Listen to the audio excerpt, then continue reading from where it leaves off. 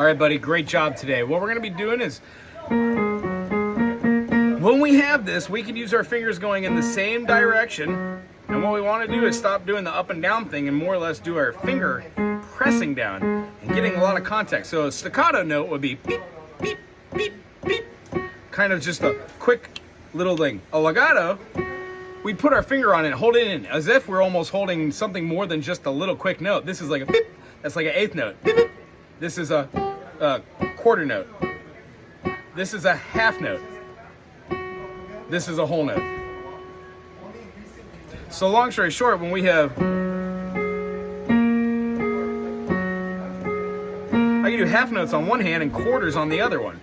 Long story short is what we're going to be finding is we're going to teach both of our hands to do the opposite or entanglement with the both. So both hands will be doing quarters, or one hand will be doing a whole note. 1, 2, 3, 4, 1, 2, 3, 4, 1. While the other one's doing 1, 2, 3, 4, 1, 2, 3, 4, 1, 2, 3, 4, 1. So a lot of these little practices that are from the book don't make that much sense, which is why we're doing the duet part together. What I'd like you to do is go to the bottom of page 6. Realize that we've got 6 flats that we're in the key of G flat. The only note that is not flat in a G flat is the F. So we've got G flat, A flat, B flat, C flat, D flat, E flat, F, and then G. Do, re, mi, fa, sol, la, ti, do. So what we want to do when we're playing black keys on the right hand, which don't worry about scales so much today, is you're going to start that off with your second finger. G flat, A flat, B flat, go under for the C flat, D flat, E flat, F flat, F and then G. When I'm doing these, it should feel natural to do my crossover. Yeah? Now I know it might be a little awkward there for that one last note, but you will get used to doing that, and you will get used to doing this, and this, and this. The idea is we learn how to do almost everything with the same fingers, different fingers, opposite fingers, wrong fingers. Everything we learn goes towards the greater good. Memorizing what goes where, that's a personal journey.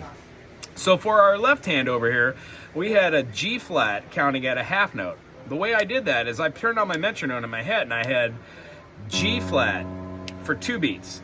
I have D flat for 2 beats, and then I've got G flat for 2 beats, and then another 2 beats. So the first 2 measures are actually G flat, G flat, D flat, G flat, G flat, G flat, G flat. The third measure goes back down to the note we already did, but we can't go back to that D flat without playing both of our G flats higher octave up here.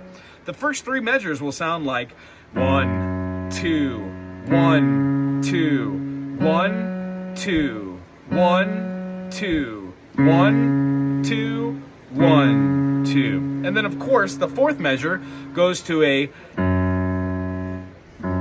So if I were to play the whole left hand for the duet part, it would look like this. G flat, G flat, D flat, G flat, G flat, D flat, D flat, G flat, G flat, G flat, D flat, G flat, G flat, D flat, D flat, G flat. Now remember that G flat is a whole note at the end, so it gets 4 beats. If I were going to be doing my left hand, just breaking it down note by note, I would have D flat, C flat, B flat, C flat, D flat, D flat, D flat for the half notes. Cluster of the D flat and the C flat twice, and then a third time hold it as a half note.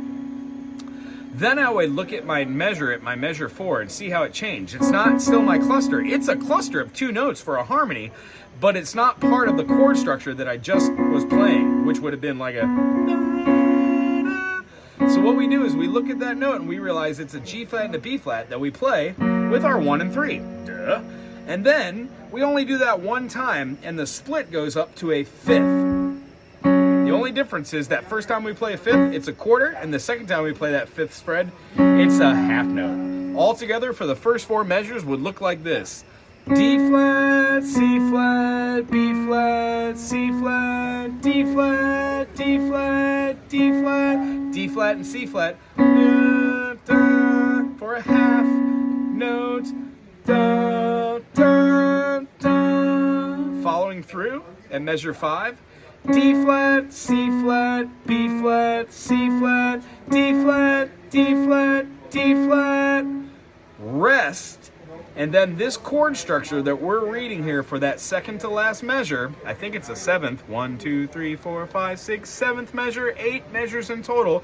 We're going to be playing a rest on our right hand, so that quarter note rest is rest, and then we're going to play our notes of F, we're going to play our note of a C flat and a D flat.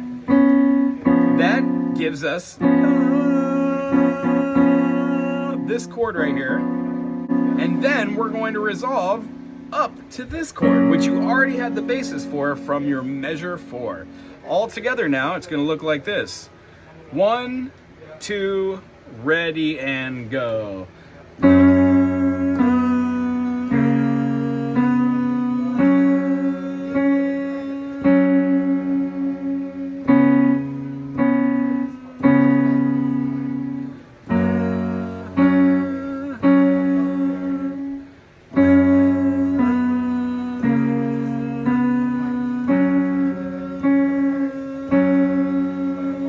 Here's where the interesting part comes in, buddy. You're going to be dropping this down here.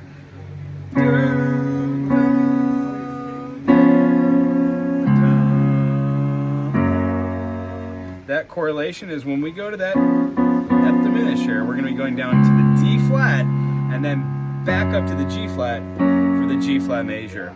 Good job today.